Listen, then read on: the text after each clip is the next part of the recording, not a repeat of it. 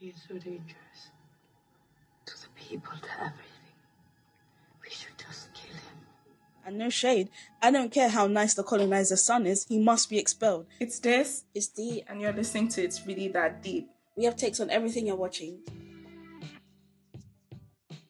Today we're talking Avatar Fire and Ash. Avatar Fire and Ash is a 2025 American epic science fiction film directed by James Cameron. It's the sequel to 2022's Avatar The Way of Water and the third installment in the Avatar film series. It stars Sam Worthington, Zoe Saldaña, Sigourney Weaver, Stephen Lang, and Kate Winslet.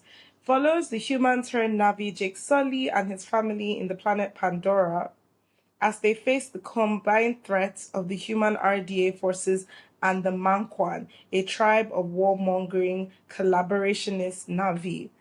That's the official description, warmongering collaborationist, not mine. In fact, they even had savage in the description, which I removed. Yes. Oh my goodness. Yes. So, Des, why are we discussing Avatar Fire and Ash? It is a huge film. It'll probably become the highest grossing film that came out of 2025 if Zootopia strokes Zootropolis doesn't somehow best it. I am a big fan of the cinematic achievements of the first two films, even though I am quite critical of their stories. So I watch every Avatar movie once it comes out. I'm not gonna lie, I'm not a fan of the series. I agree, the technical achievement maybe the first time around was pretty cool, but I think they're just riding the coattail now. And yeah, I'm just here to give my unbiased opinion, I guess. So was Avatar Fire and Ash good, bad, or mid? It was bad. It was bad. I was bored in the cinema. James Cameron just wants to milk this until the end of his time. And it's such a shame. He's such a talented man. God knows what else he could have achieved. I was bored. I wasn't impressed. What do you think? Good, bad, or mid? It's mid.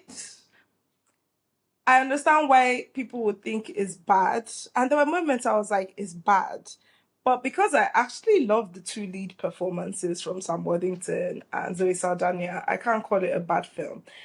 The running time is a very, very serious problem. I was in that cinema for 4 hours. That must never repeat itself ever again. Mm-hmm. The effects are not as mind-blowing as the first and second one felt to me. Like the jump between the effects quality between 2 and 3 is much less than between 1 and 2 or everything that came before 1. The writing is elementary, but it always has been. That's nothing new. The politics, the racial politics of this movie are really something. Really, really something. I've always felt that this way when watching all the Avatar films, but this one more than ever because of the spider character. I genuinely feel like I'm watching the wet dream of a white man that wishes he could become part of an indigenous tribe so badly. I was bored. I couldn't believe within the first 30 minutes, I was like, I really have another 3 hours of this.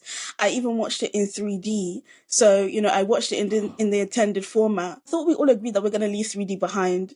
I was really annoyed. 3D technology discriminates against people who wear glasses. I was very, very irritated. On top of that, thankfully, the one good thing about my screening is that I was in a recliner seat. So at least I got to, close my eyes a few times, let's say. The real reason why I can't stand this film is, as you said, it's a white liberal film. I can't believe that this is a quote-unquote anti-colonial film that's about accepting the coloniser's son.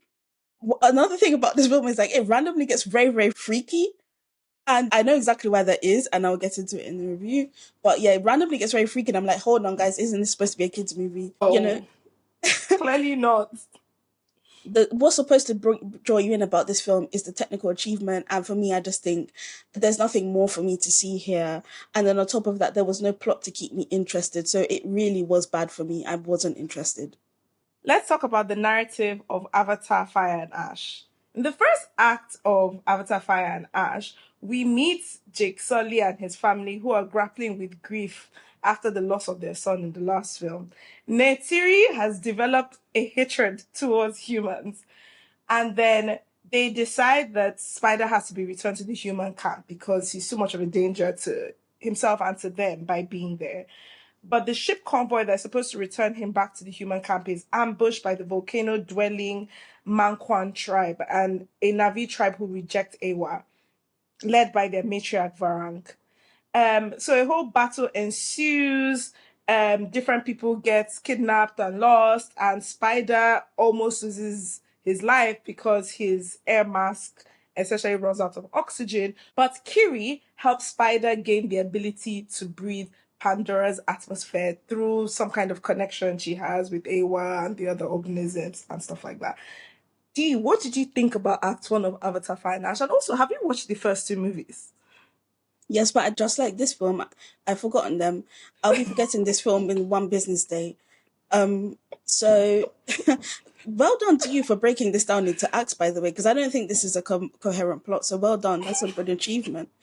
When it comes to like literally, I really don't like to do this because it's bad behavior in the cinema, right? But at least I was sitting in the back, so I didn't really disrupt anyone. I checked my phone countless times. No. I don't like within 30 minutes I probably checked it twice, and I couldn't believe the rate that the time was moving at. What really stunned me about Act 1, quote unquote, is that there really was no story. There was no, like, you could literally just cut a good hour out of it and nothing would have changed. It was literally just James Cameron trying to re-immerse everybody into this world again. And I get it. He's an obsessive creative. And also, I think the people who love Avatar, they are obsessed about it as well. So I understand that that's just not for me. So for the people who it is for, I really hope you enjoyed, because I didn't. It's also during this act, I guess, that we learn about this new tribe that's going to be causing havoc this time around. Savage, according to the official description. What is James Cameron's ultimate deal here, apart from just making billions of dollars? Because, like, using the word savage deliberately to describe very clearly indigenous coded tribe, regardless of whether you like their behavior or not, is crazy. And it's especially crazy to do that for a tribe that has the sort of backstory that they have, and that is also navigating an issue with invading aliens, i.e. humans, right? So yeah, and long story short, I just have no patience for it. And on top of it, we have far too much of that Tarzan boy, Spider, who unfortunately is the center of this film. I was really, really checked out. I at that point, I don't even think I was properly concentrating in Act 1. If anything, my attention picked up in the following act. What did you think? As a person who is a huge fan of the Avatar cinematic viewing experience, regardless of my thoughts on the plot, I was very sad. I went to watch this in IMAX once it came out. I did not watch it in 3D because I promised myself years ago I would never put on 3D glasses ever again. You're completely right. They do discriminate against people that wear glasses. But I've usually had an incredible experience, like my first few minutes of re-entering the Avatar world, because it's always like, for me, I'm like, oh, you have accomplished something technically that up to this point I didn't realize humanity had accomplished. And for this was the first Avatar movie I watched. So the first 1 hour, I was just like, there's nothing here I haven't seen before in terms of the presentation, which kind of shocked me. I didn't hate the first act because I actually enjoyed the depiction of Neytiri's grief and her hardened heart towards humans. It should have been hardened, but I enjoyed that. Everything about Spider was starting to irritate me, but it hadn't reached its peak yet. And I liked being introduced to the Mangkwan tribe. I thought they looked really cool. And I liked the first big fight scene. So I actually didn't hate Act 1, but I could tell that this film was going to be long when I watched it. So in Act 2, the children are kidnapped. Quatrish and Jake arrive to try and save them, but they're also captured. Ultimately, Quaritch teaches Varang how to use the guns, and he kind of gets wooed by her. Spider gets taken away by the humans to the RDA place, and the scientists start doing testing with him because they realize that they could help all humans breathe on Pandora. Neytiri infiltrates the base to go and try and save Jake, and then she rescues him. Then as they all leave, Jake, Spider, Neytiri, Jake prepares to kill Spider because he seems to realize that his exposure will indefinitely continue to put all the Na'vi at risk. But he stops at the last moment, and a remorseful Neytiri, quote unquote, accepts Spider as part of the family. That's Act 2. Or actually, these are not really acts. I basically split this movie into 3 separate films. Hours. Because that's how long it is. 3 hours, Yeah. yes. Hour 2. Yes, Dee, exactly. what did you have to say about the actions in hour 2?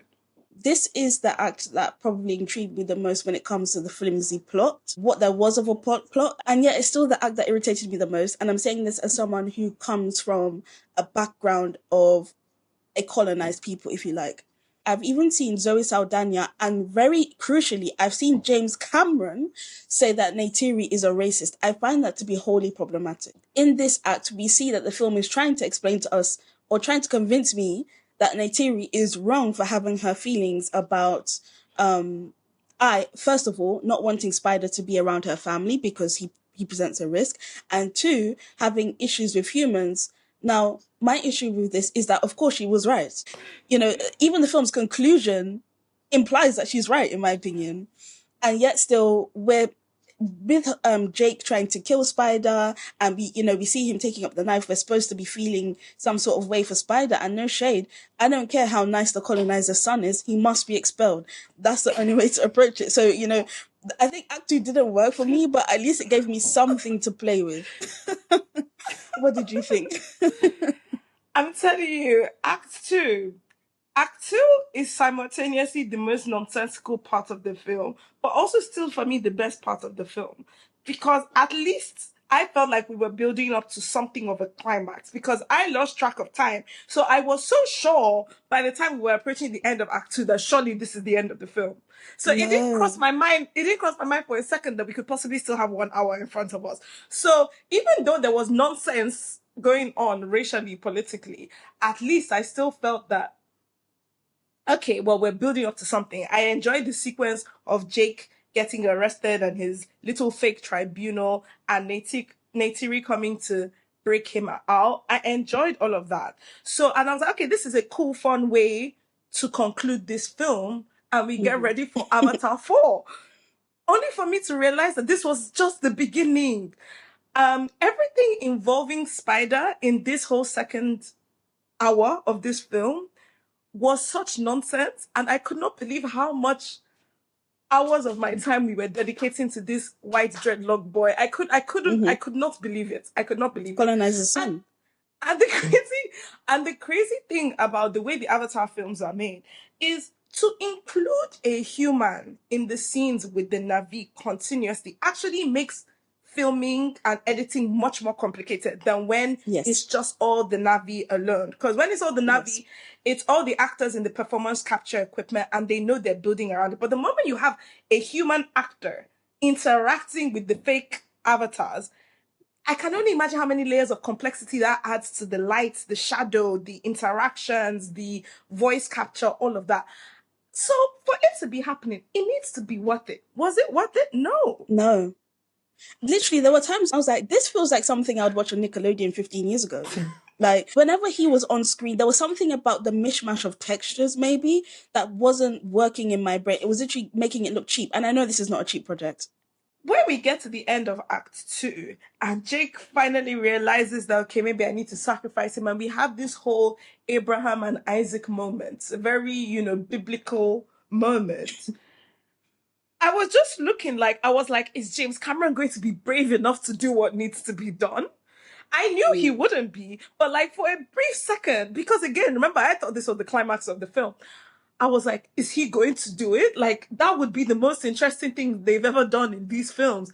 But of course, he didn't do anything. And we lived to see that white boy making noise another day. And I was like, okay, here we go. Because James Cameron wants to be Spider. He would never kill himself. Clark it right there. Let's talk about Act 3. Somehow, at this point, the film still hasn't ended. So, now that Jake has been rescued at this point and is reunited with the rest of the family then try to convince the Water Tribe to come and fight, that the humans are coming, the RDA is coming, etc., etc.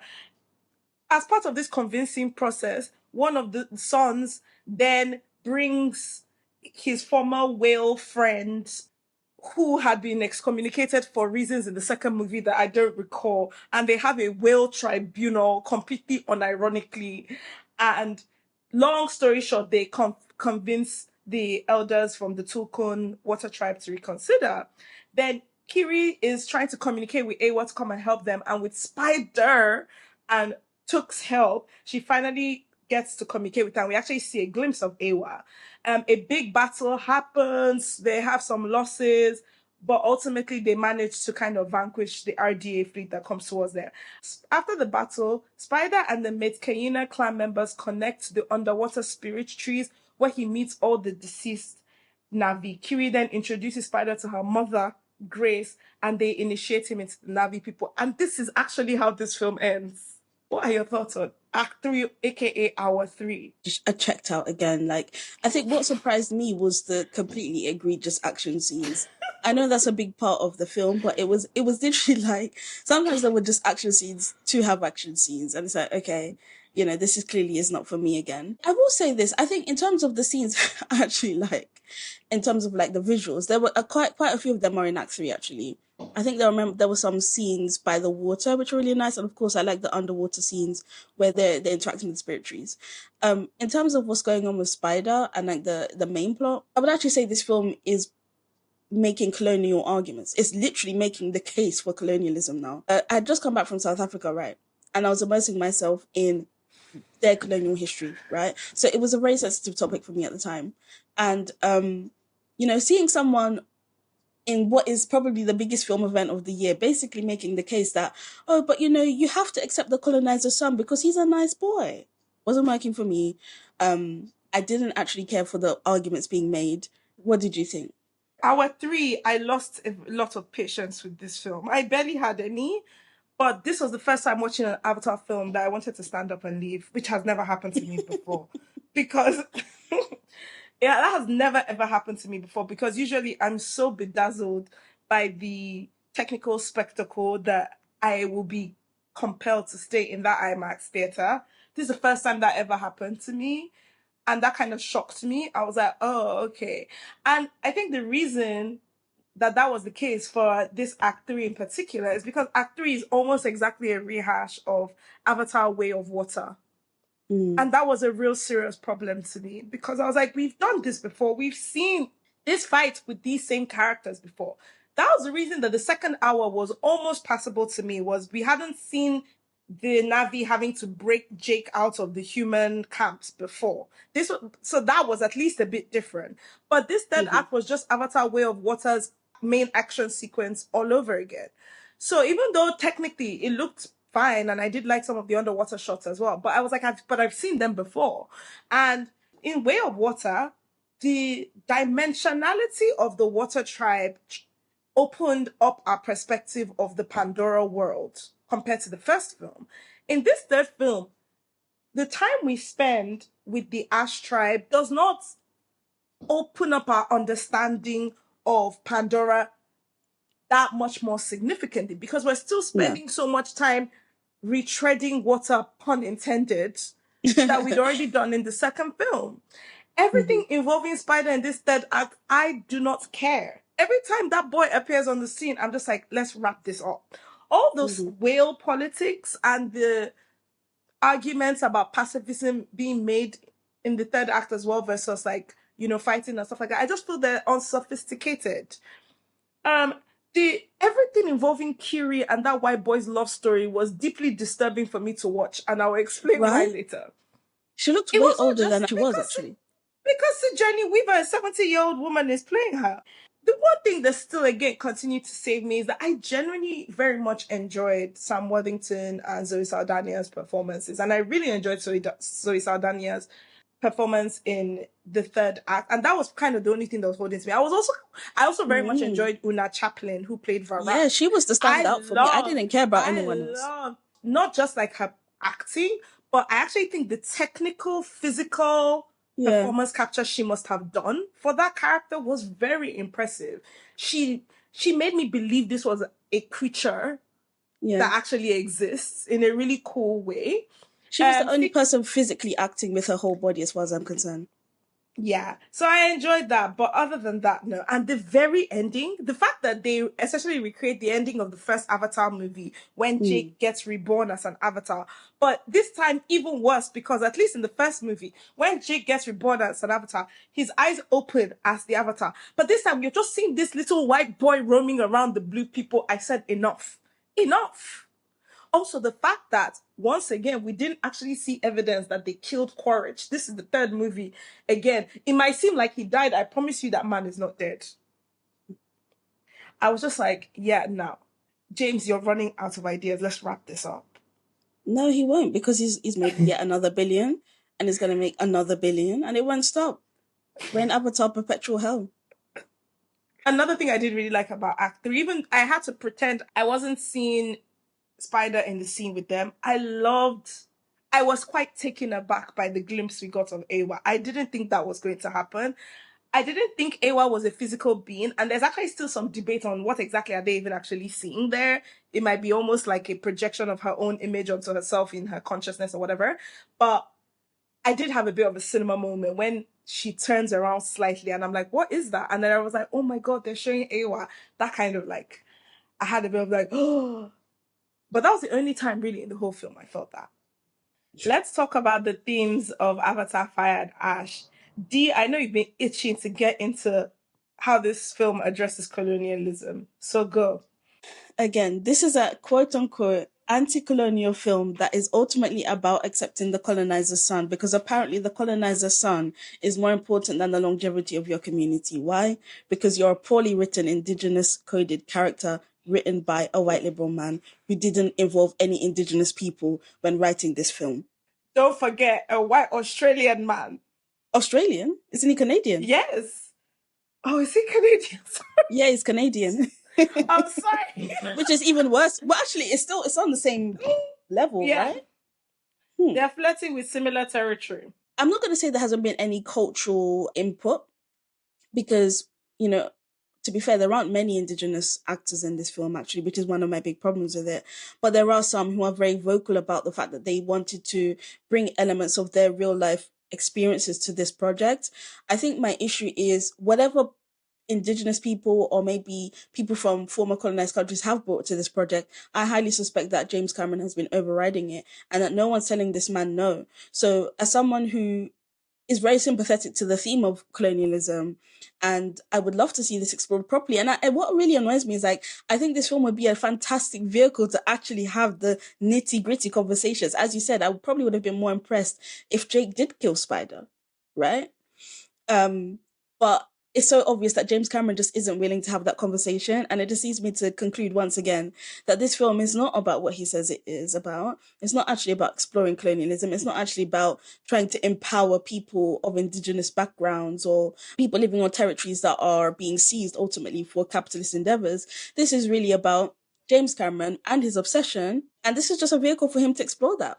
And he's come up with a very flimsy story to enable him to do that. Unfortunately for him, for some bizarre reason, it's connecting with a lot of people and it's making him billions of dollars at a time. What did you think? I think I'm a bit more generous when it comes to Cameron's intentions than you, but I do know I have a bit of a blind spot with him because the first two Avatar movies are so important to me.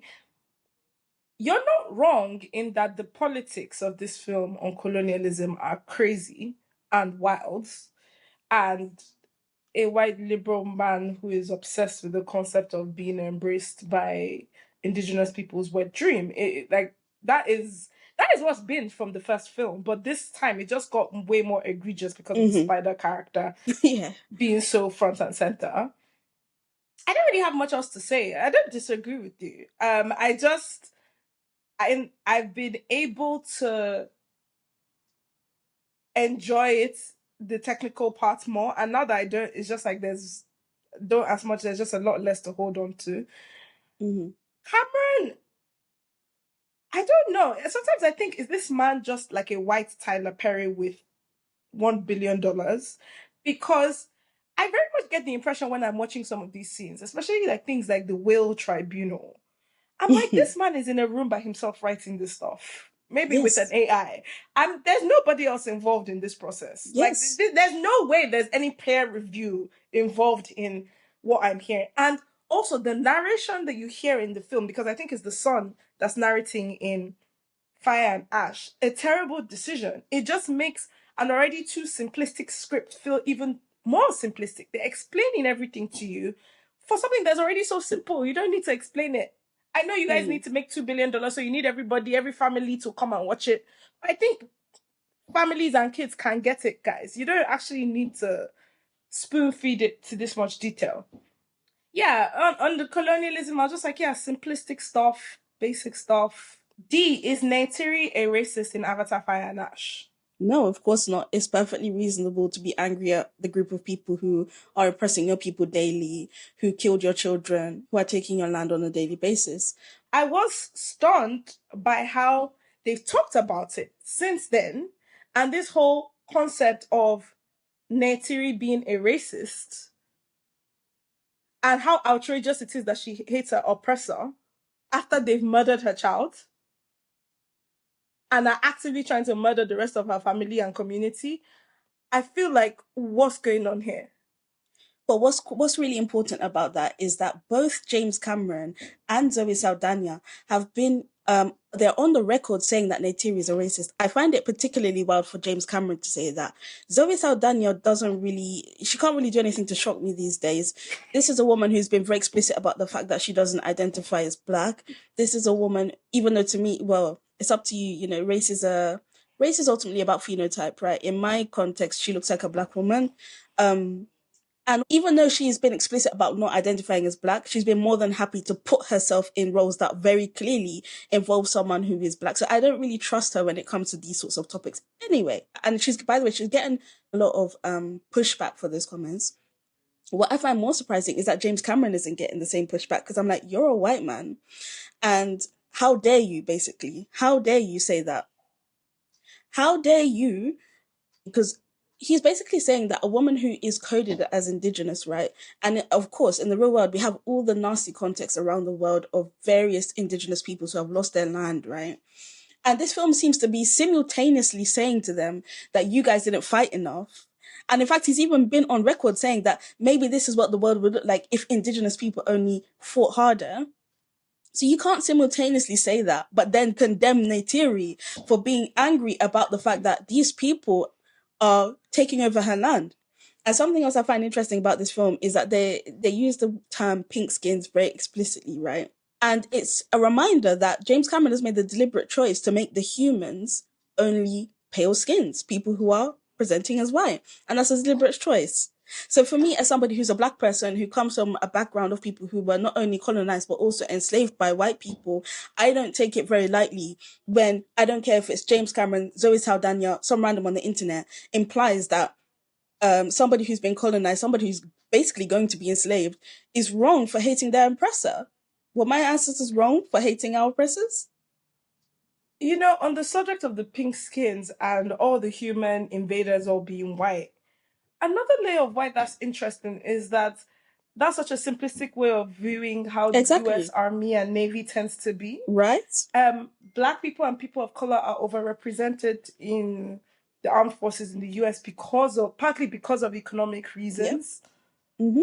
So, like, in real life, if you had a Pandora-like situation going on, guess what? A lot of the US Army that's going to be there, they're going to be Black and brown and Asian people. If you look at the composition of ICE, you see stunning things. If you look at the people that get deployed to Iraq and Venezuela and places, it's not all lily white. So I suppose that the flattening of that racial dynamic is done on purpose for Cameron to make his points. But it actually kind of takes me out of it, because I'm like, yeah, it demonstrates again your understanding of race, class, and colonialism is unsophisticated. Yeah. It's more complicated than that, especially when you're dealing with a hegemon that has absorbed people of color into their ranks. Yes. I just find it funny every time they show the humans and they're all white in the US Army. I'm like, no, that's not how that works. And the thing is, like, so I agree with you, but I think there's another layer to it as well, in that I understand why James Cameron has done it. But I really struggle with the fact that like the humans in this film are presented as white people, right? And the aliens are presented as everything except white. So, and that's another thing I don't like about this film. The Na'vi are basically a big conglomeration of various indigenous groups around the world. And I don't know, I know that the film is not trying to say that indigenous peoples are non-human or alien, but actually I'm not even that confident when it comes to James Cameron. There's something about portraying indigenous people and separating them from humanity that bugs me when it comes to this series, even though I know it's not the intention. I think I understand what you're trying to say. Yeah. I can't really put it into words, but I understand what you're trying to say. It's because of the historical precedent of that exact behavior, of trying to separate indigenous people from their humanity in order to take over their land. In this case, it's separating indigenous people from their humanity to make $1 billion. And this is an open question. I actually don't know if he does do anything with that money, but there's a part of me that's like, okay, so we're separating indigenous people from their humanity. We're not telling the stories properly. We're not communicating the real harms and dangers of colonialism properly. Because again, this film is about accepting the colonizer's son in a positive way. So it's like, okay, you're making all of this money from this. How are you really benefiting indigenous people? Because you're not hiring them, right? Most of the actors are not indigenous here. There's a lot of race swapping going on. He goes to the bottom of the Mariana Trench and he gives commentary when the Titan submersible implodes underwater. Yeah. So it's just like, I don't know. I really struggle when it comes to this series. I really, really struggle with it. I've struggled to say anything positive, to be honest. On the subject of what are you doing with all the money, James Cameron is a famous conservationist. Like he does like a lot of rich people, he has causes that he triumphs, and he has foundations and stuff like that towards saving the Amazon and the rainforest and things like that. And I'm sure some of the money goes towards that, at least performatively. I don't really know what he ultimately does with the majority of his own personal wealth. But I won't say that he doesn't talk about these things in real life, even outside of the Avatar film cycles. He does. He does talk quite a bit about environmental conservation and all of that kind of stuff. But he brings the same narrow-minded approach that he does with this film. I understand your perspective. We have multiple interspecies interracial relationships in this film in particular. Jake and Neytiri since the first film have been something of an interspecies relationship, even though they mostly met in his avatar state, but she has seen him in his human state before. Then you have Kiri and Spider, one of the most terrible things I've ever witnessed with my two eyes, in a giant, tall, teenage Na'vi girl that is also kind of a reincarnation of a deity, who is also a clone of her mother, and a little white boy with dreadlocks. Like, there's just a lot going on there. That's another kind of interracial, interspecies dynamic. But theirs is almost maybe the worst, because at all times he's in his human form and she's a born avatar. And then you have Quaritch and Varang, who are like our evil villain swirl relationship. There are a few real life evil swirl couples that I was thinking about when I was looking at them, but I won't say their names. I don't even know how to describe my facial expression when we get that very, very uncomfortable, random, freaky scene midway through between Quaritch and Varang. And what's surprising me even more is there are people, like, there are basically fan clubs around these two now. There are people who are gassed about them, talking about how they're so hot. It's crazy. And I was like, is this not a kid's movie? Stephen Lang is a 70-year-old man. Well, you know what? I have to shout out my girl Una Chaplin again, because she gives such a captivating performance that she really does draw you into all of her scenes, including her scenes again with the 70-year-old Stephen Lang alien, who I love the way they dress him up basically as a Make America Great Again avatar. Like the way he walks around in those sunglasses and with the tattoo of the eagle on his arm. It's all very MAGA coded. It's very funny. But and we do know a lot of those kind of guys in real life, they do be loving their little brown girls. So it was really something to see the many ways that James Cameron was depicting interracial relationships in this film. Derogatory. I did enjoy actually little lines that were thrown in there to that, like, I feel like discerning interracial couples should know what is being referenced. Like things like after Varang has kind of been empowered to feel like, oh, she's been chosen by this super strong man from the outside as his partner and as his ride or die, and he's introducing her proudly to the rest of his people, and they still look at her like you're just another one of the aliens, and you can kind of see like a bit of the shock on her face. It's a real life thing that happens to like certain kinds of women of color in interracial relationships, or even men of color in interracial relationships, when they are confronted with the reality of their partner's white family. Then there's a number of remarks in the film, like Jake or other people will say that, oh, you know, they can't tell us apart.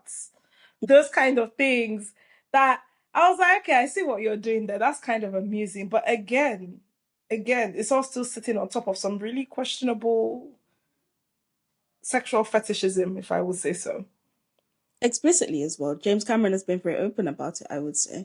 What I find interesting from the perspective of her interracial relationship with Jake, or interspecies, whatever you want to call it, I guess, is the fact that she obviously has so much hatred for humans at her core, right? But she's obviously married to somebody who is somewhat of a hybrid, I guess. She has children who are in some ways hybrids. And it's like, well, if you hated them that much, why did you choose to be with this man? You could have chosen any other Navi in the kingdom or in your community, and yet you chose this man. So, you know, and the thing is, what I find interesting about it is there are people who are like that in real life, by the way. And I'm afraid to say I know some. I was just about to say, I actually think that's some of the more interesting and sophisticated writing on race that happens in these films. In the concept of Neytiri as a character who is borderline militaristic about her tribe and her in-group and racial mixing, but the politics she talks is not the same as the walk she walks in her bedroom. That's very true of a lot of very politically radical people. So I actually find that particular element of how her character is written to be quite well developed, because I know that's a real thing in real life. Yes, it's a huge part of a lot of quote unquote radicals we see in Black and other POC spaces, where you see them pull up with their white partner, and it's always a very particular kind of white partner. I agree. I understand all of that. But what I disagree with is the fact that the writing is good. I think that with her, it is. I think it's just a consequence. I think it's just a consequence of the narrative of the film. I don't think they're actually even having the mental discussions that we're talking about here.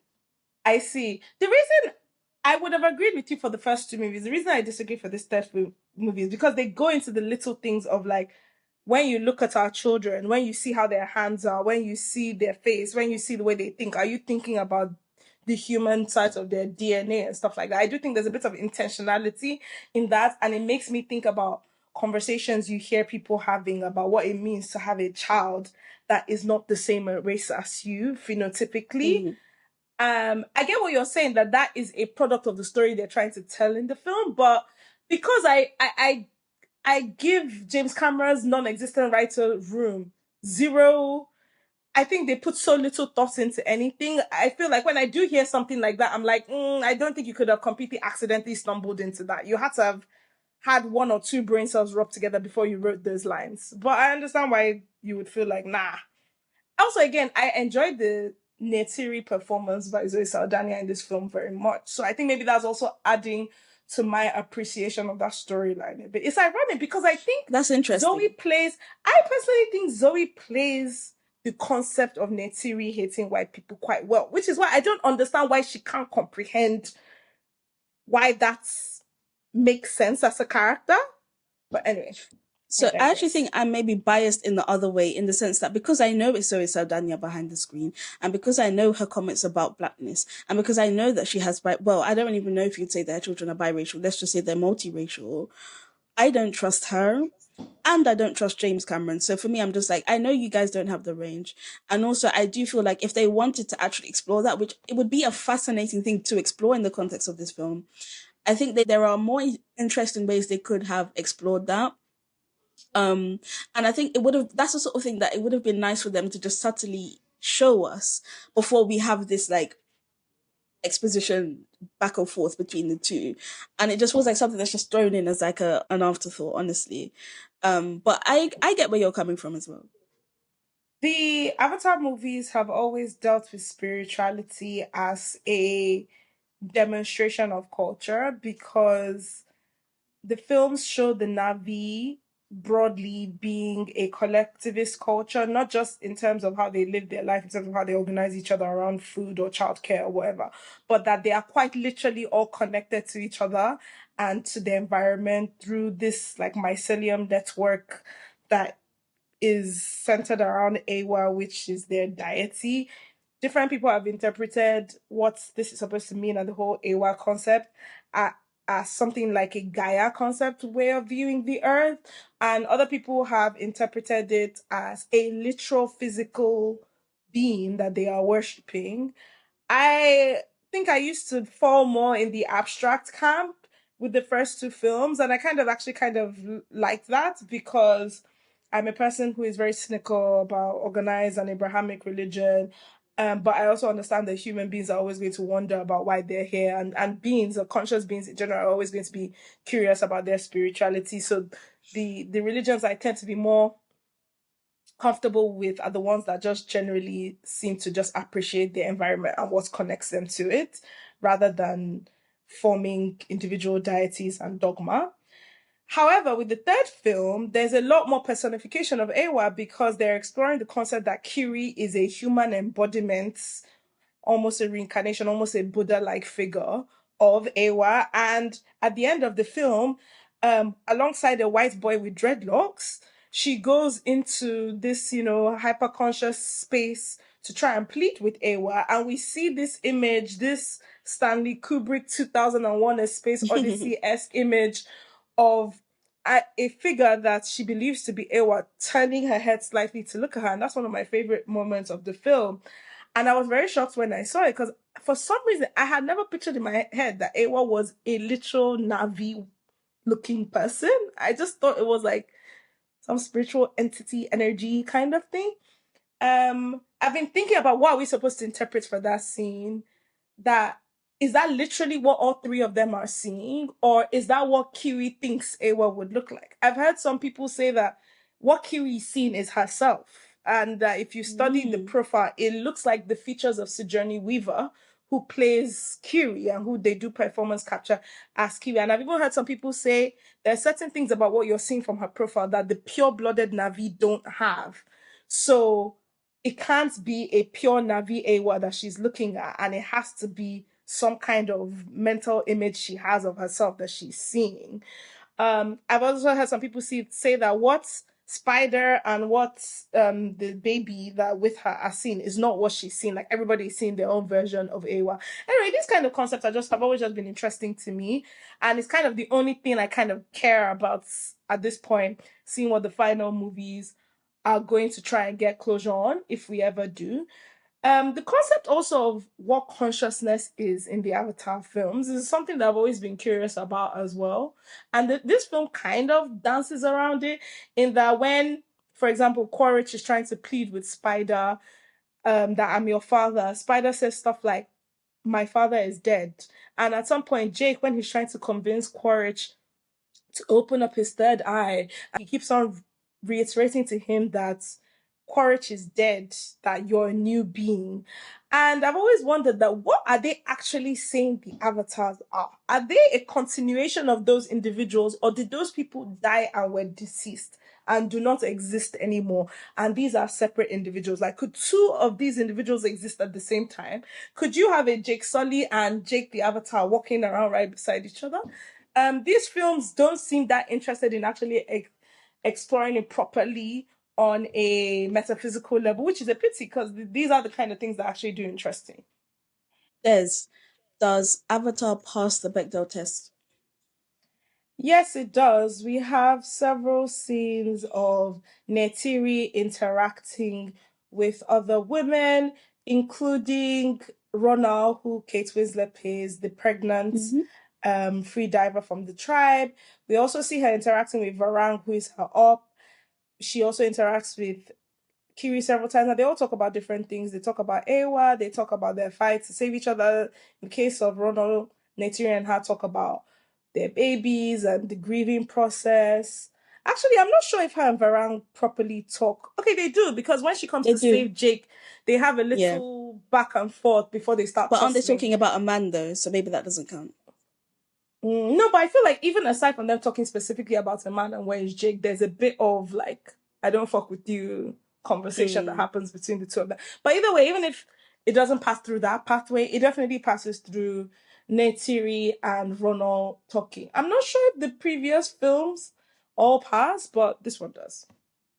For all of my criticisms of this film, one of the things I can't criticize is the interactions between women. As you mentioned, there's lots of different dialogues going on between different women, and also not all of them are friendly, which I like. Because another thing I don't like is this pretense that women are all, especially in the context of talking about Indigenous women, that completely flattening their personalities and acting like everyone's going to be best friends. Obviously, that doesn't work. To be honest, I actually think the dynamics between women is more complex and interesting in the Avatar movies than between men.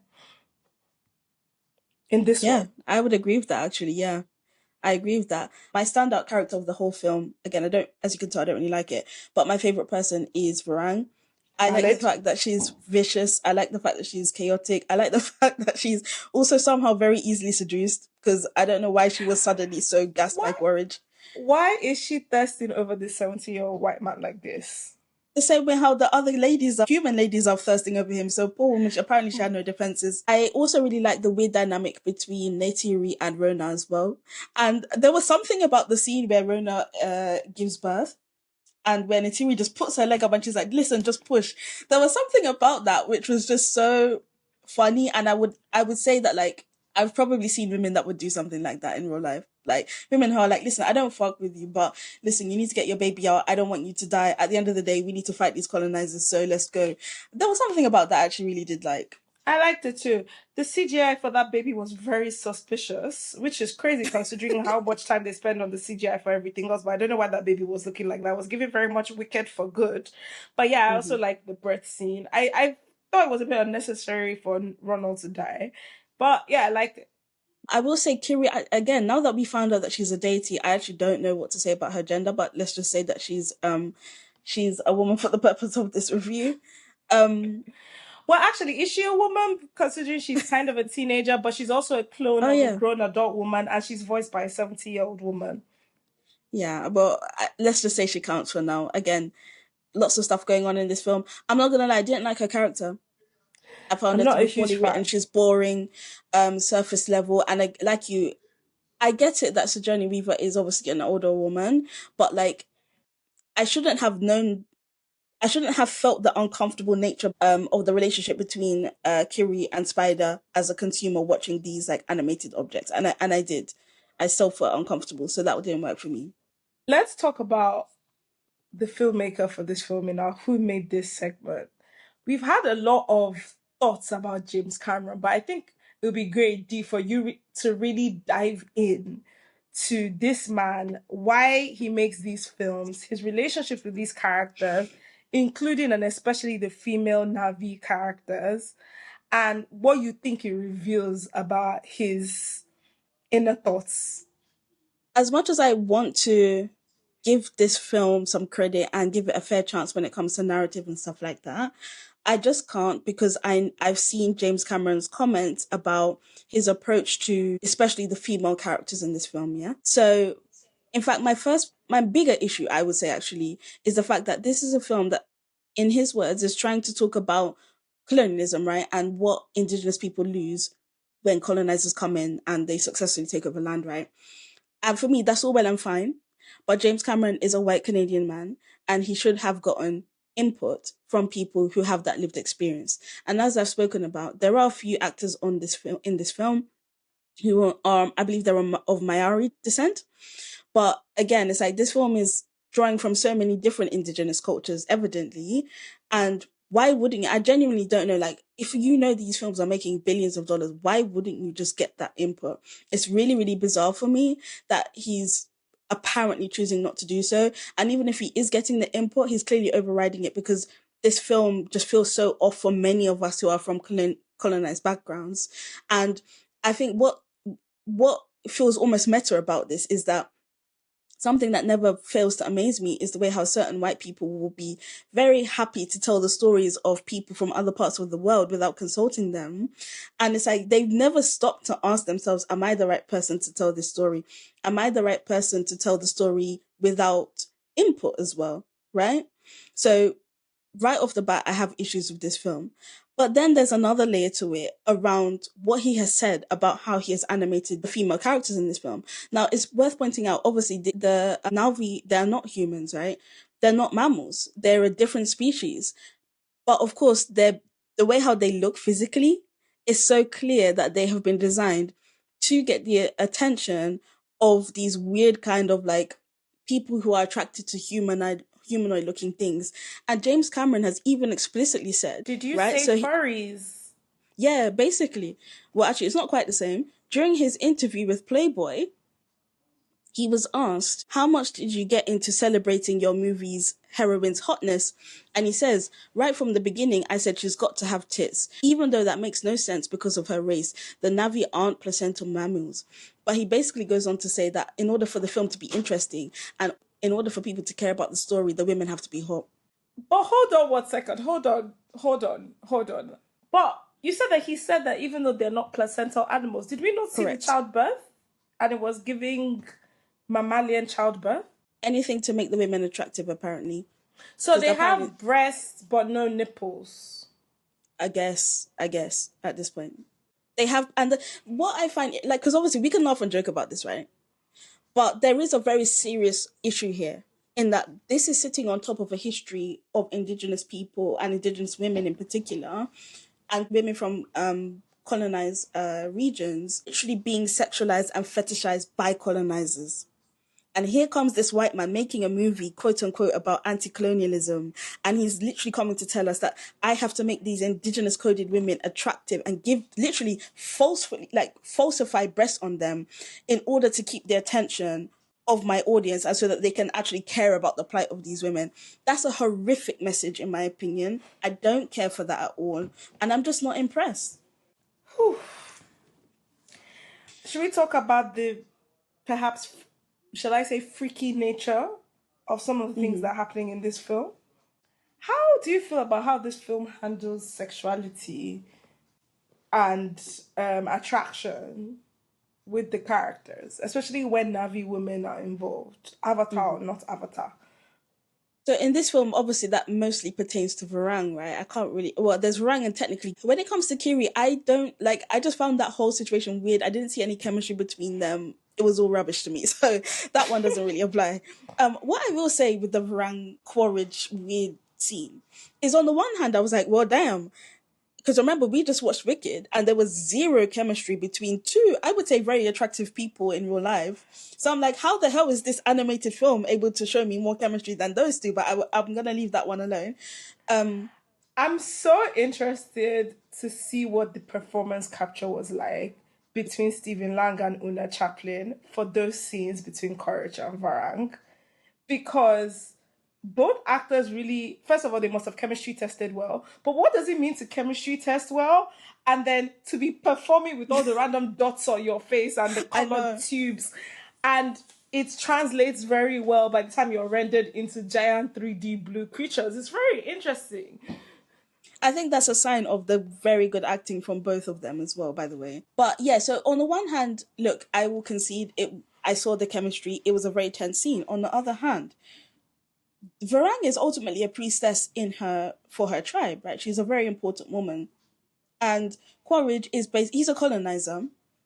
And he's the worst type of colonizer. He's literally embodying the culture he wants to colonize. He's speaking the language. And there was something that really irritated me there, in that it was so easy for him to colonize her.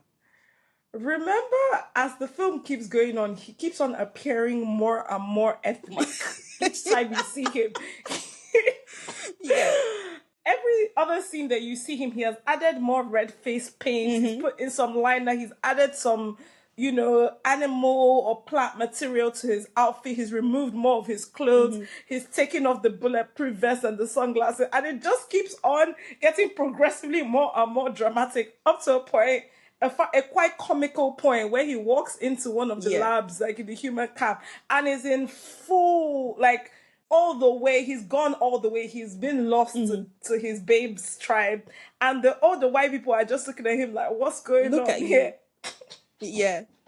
But here's the thing though, I wasn't mad at it. I've concluded that I'm not mad at it because it is real life. It is. Yes. People always think about colonialism in the form of like the hardcore, you know, trucks coming in, taking over land, killing and raping and pillaging. That is one type of colonialism. But if you think about the initial contacts, it's not uncommon to get one of these men going in and trying to find their way to seduce not only women, but also the leaders, whether it's the male leaders or whoever it is, right? And I don't know. I actually think that's quite an accurate depiction. Yeah, it's giving Killers of the Flower Moon a bit. Yeah, exactly. Yeah. What did you think? I thought it was funny. It was funny, but also true. I think something I also forgot to talk about when we're talking about spirituality and stuff is with Varang's tribe. And another reason I really enjoyed Una Chaplin's performance is, you know, the Mangkwan clan, their origin story, which gets told to us really through exposition when Quaritch is tripping, but it almost kind of works for me because Una Chaplin's performance is kind of hypnotizing, but really it is expositional. They're telling, not showing, which is a huge pity because that would have been a great opportunity to expand the world, show me what their life was like pre and post the volcanic eruption, like show it to me, like demonstrate their culture to me.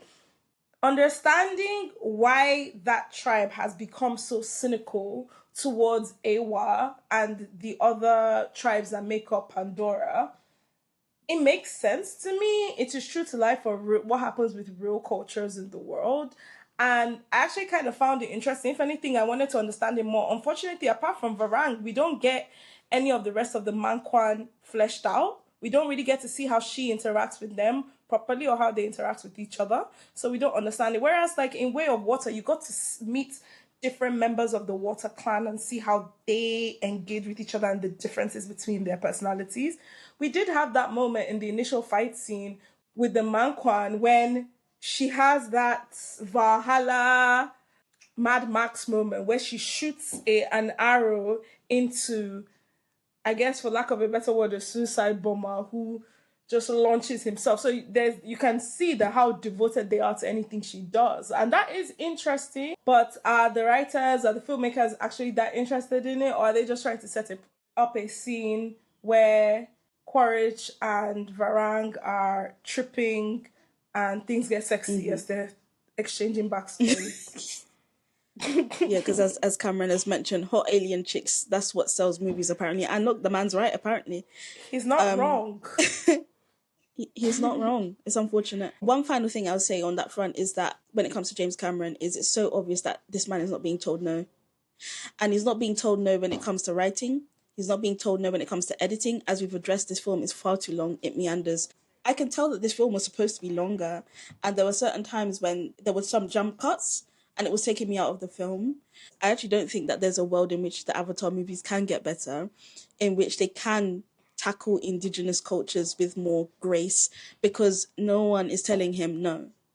There is a possibility that he doesn't direct the next two films. Cameron is older now, and he has hinted at the fact that if and when the time comes, he will hand over to someone else. I don't know much of the history of Cameron working with other filmmakers, so I don't know exactly who he would coronate. I'll believe that when I see it. I haven't even necessarily see anybody express the interest in doing it, but if and when that moment happens, Warner Brothers or Disney or whoever owns Avatar will not hesitate. They have they're not leaving $2 billion on the table. They will have someone else direct it. And for Cameron to be saying that means already clearly in his contract that the studio is allowed to do that if they want to. Another possibility is that if he passes away, he has implied that listen, these movies take a very, very, very long time to make. If I'm trying to do another two, I will be in my 80s probably by the time we get to Avatar 5. I might not still be here. It's kind of morbid. But listen, capitalism is going to speak. Even he is saying it that whether I'm here or not, those films are going to those films are going to be made. It'll be interesting if they hand over to a non-white man director. I would be kind of interested to see what a different kind of filmmaker would do with this story. But yeah. It's a shame though, because he's not young anymore. He's 71. And I just always think, what could he have produced if he wasn't so hell-bent on dragging this series out and just making what I consider to be mediocre movies, even though in my opinion it doesn't matter when there's $1 billion on the table. $2 billion. Yeah. But we're already at 1.5 billion for this one. Let's talk about the technical elements of Avatar Fire and Ash. D, what are your thoughts on set design, special effects, 3D, things like that in this film? So, of course, the main achievement of these films is their technicals, right? For me specifically, it's more so how they are able to depict the Na'vi themselves and also how they move around. What I will say, though, is when it comes to the technicals in terms of the world building, as we've discussed, I've seen so much of this already. I'm hesitant to give this film credit for that because I'm like, you haven't really developed it, in my opinion. Like, I wasn't really gagged by it. And also, sometimes I felt like certain things didn't look so great as well, to be honest with you. So, I can't even give it 10 out of 10 for visual technicals. But what I found really weird is, one, I think that the film doesn't look good when you have Spider and the Na'vi in the same screen.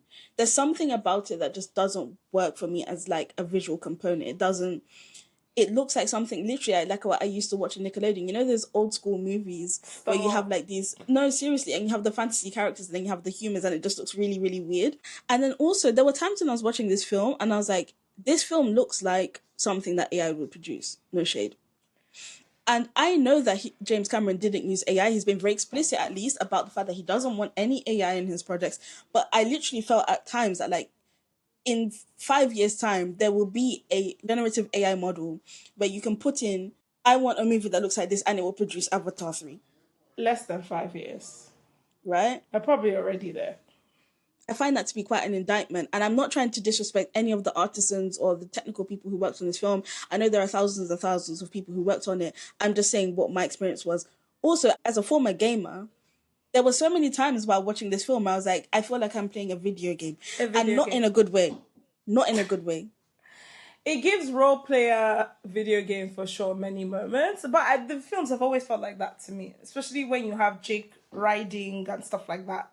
This one felt maybe perhaps more egregious than the others because of these extended repetitive fights and racing scenes. There have been video games I've played that immersed me in the world more than this film did, and I was watching it in 3D, remember? And then I just feel like we need to leave 3D alone.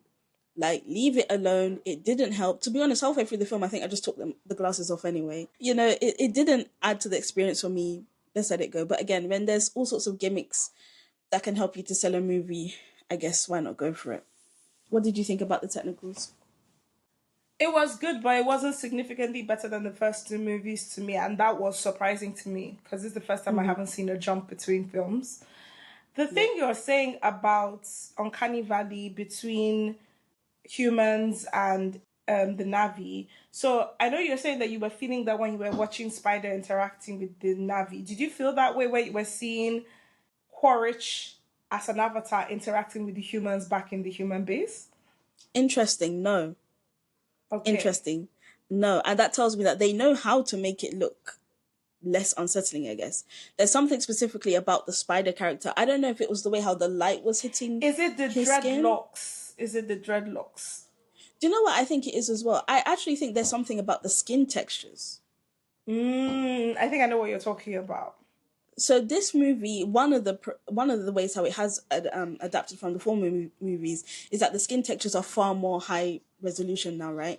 And I actually think that's a problem with the Kiri character. That's the reason why I was able to pick up on the fact that like the person playing this character is an older person without being disrespectful. As we get older, our skin has more texture, right? I think that when it comes to Spider, there was something about seeing so much detail in his skin texture against the Na'vi, who they also have skin texture, but not to the same extent. There was something about that wasn't registering well in my head. the Navi, sometimes they be looking like Titus fish to me. And as a West African, I just look at them sometimes and I'm like, you look like, as in, we would cook you. Oh. So you didn't mind it then?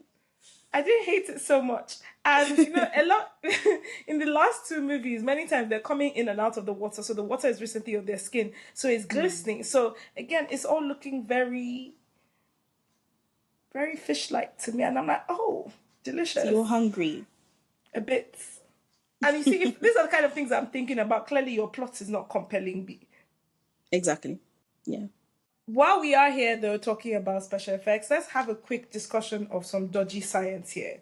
You and I are both scientists, we're both chemists, and we are used to watching films and TV and hearing some wild things and having to pretend we didn't hear it, even though it makes no sense.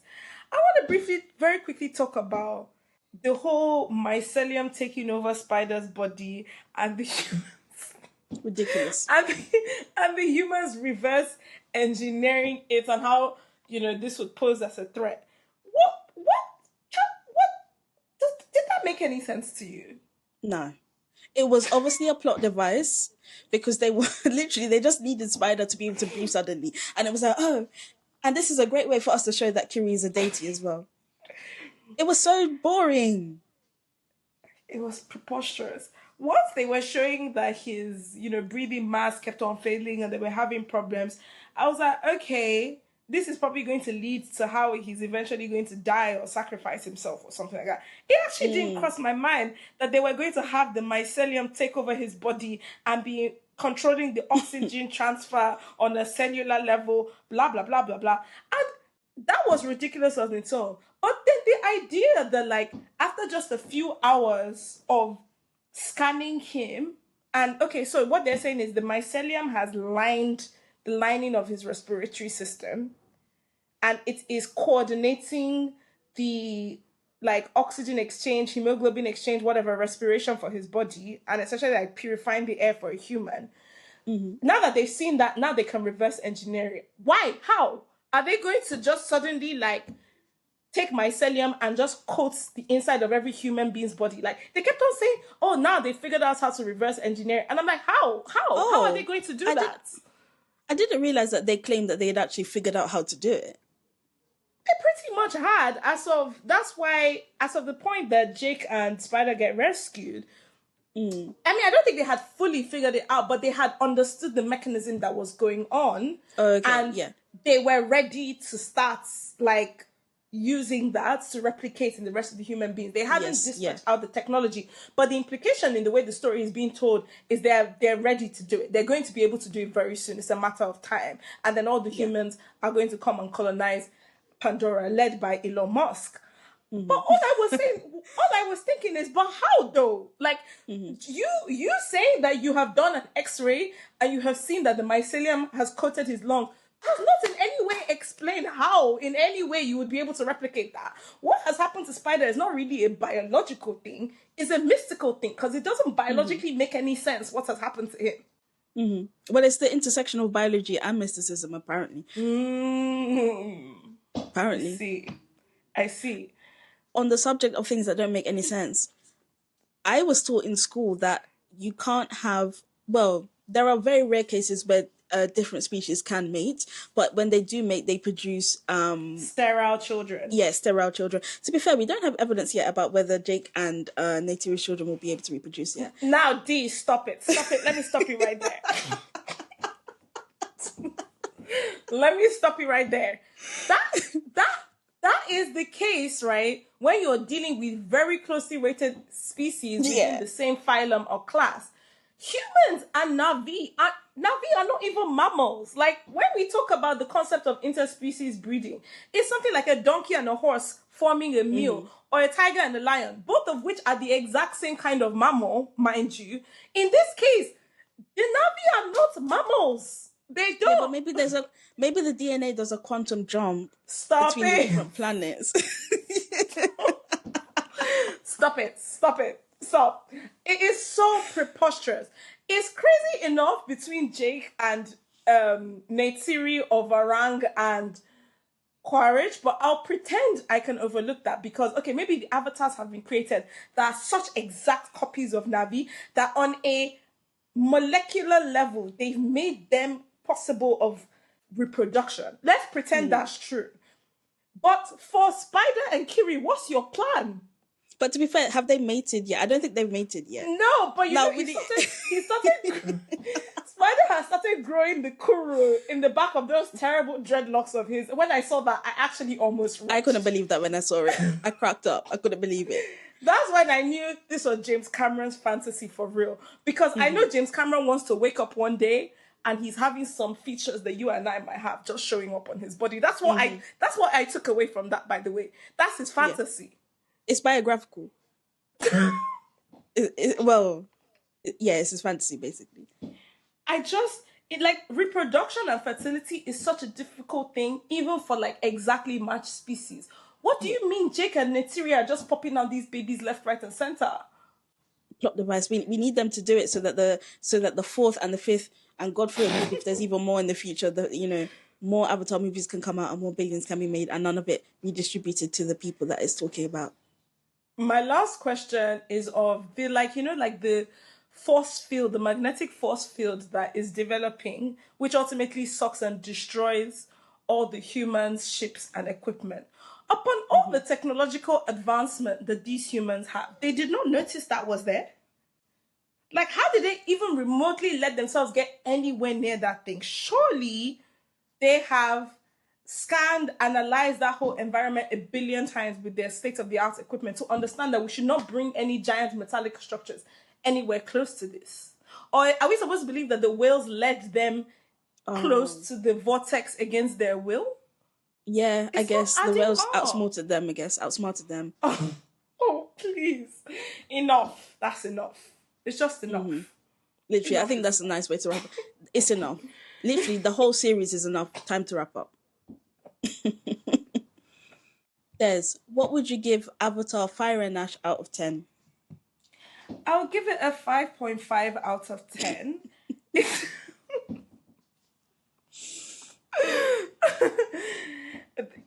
I didn't have a great experience watching this film, but I enjoyed the lead performances from Sam Worthington and Zoe Saldaña a lot, and I also really liked Una Chaplin as Varang and Stephen Lang as Quaritch. These 4 actors' performances were significantly better than the actual material they were dealing with. I have enjoyed all the Avatar movies in the past, but ultimately I wasn't gagged over this one because it did not show me anything on a technical level that I hadn't really seen before. However, this film did have one of my favorite cinema moments of the year, which was seeing Awa. That did make me gasp quite a bit. So I'll give it that. Other than that, not much to talk about in this film. What about you? What would you give Avatar Fire and Ash out of 10? I want to give it a 0 out of 10. Honestly, it was my least favorite. It was the worst thing I watched in the past 12 months. Oh my God. I didn't like it. Hold on. You're saying it was worse than Die My Love? Yes. So you'd rather watch Die My Love again than watch Avatar? Absolutely. At least it's less time.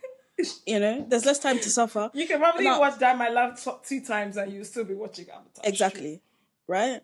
Now, look, I want to give it a 0. I won't give it a 0. And the reason why is because I understand that there were thousands of artisans and creatives and technical people who had the misfortune of working under James Cameron.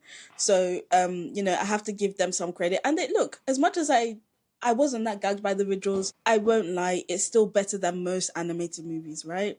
So I have to give credit for that. Also, one of those points goes to Una Chaplin, who plays Varang. I was mesmerized by her.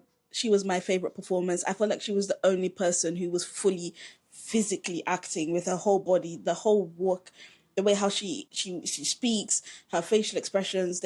She was by far my favorite performer. And her character design is cool as well. Yeah, her character design was really cool. I wasn't mad at the character as well, so I'll give them that. But yeah, I don't care about the story. I think it's patronizing. I think it's condescending. I don't think there's anything interesting in here. It feels preachy. It somehow wants to tell Indigenous people that you need to fight for your land more, as if they didn't know that, as if there isn't a strong history of Indigenous people fighting back. But at the same time, it also wants to tell Indigenous people that actually you're racist if you don't like your oppressors. So that's an interesting one. I'm sick of the fetishization of the Navi women. There just isn't much I can say to be positive about this film, and so I can't give it any more than a 4 out of 10. I'm tired of this series. It needs to be wrapped up. Somehow it's so dense, and James Cameron thinks it needs to go on for almost 4 hours, and yet it's so empty. I really don't know how a film can be this dense and so empty.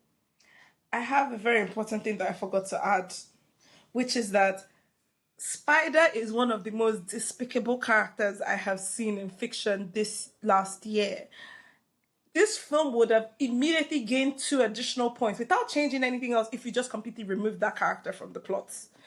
We don't ever need to see a character like that in the modern day, in the 21st century again. Let's leave it alone. The dreadlocks, no. The kuru growing, no. The irritated behavior, no. The quote-unquote moral debate about whether or not you should save him, when it's actually quite a straightforward, simple situation. Too much, like just no.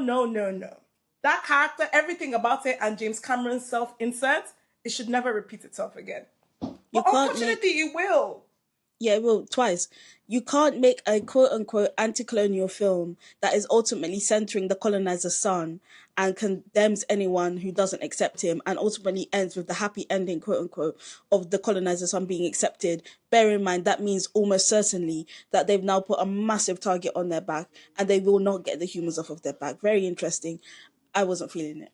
The running time of this film is genuinely shocking, not just because of how it runs, but actually how the plotting works. When we got to the end of the second hour of this film, after they rescued Jake, and then he has his Abraham and Isaac moment with Spider, I genuinely thought the film was over. And it should have been over. I thought that was a legitimate climax for this film. But instead, they added another 1 hour of rehashing everything they had already done in Way of Water, including a whale tribunal. What's going on? Where's the discipline? Where's the editor? Where's the studio? I hope that all perfectionists around the world look at this film series and understand that this is evidence that your perfectionism will not be rewarded with money. This is a prime example of how actually average work can be very, very financially successful. I don't think that this is a good film. I don't think this is a good film series. I think we just need to wrap it up now. James Cameron, it's enough. I can't believe this is the way how you're going to go out career-wise. Like, I'm just over it. Thanks for going deep with us. Like us on YouTube, Spotify, or wherever you're streaming this from. Thanks for listening. We'll speak to you next time.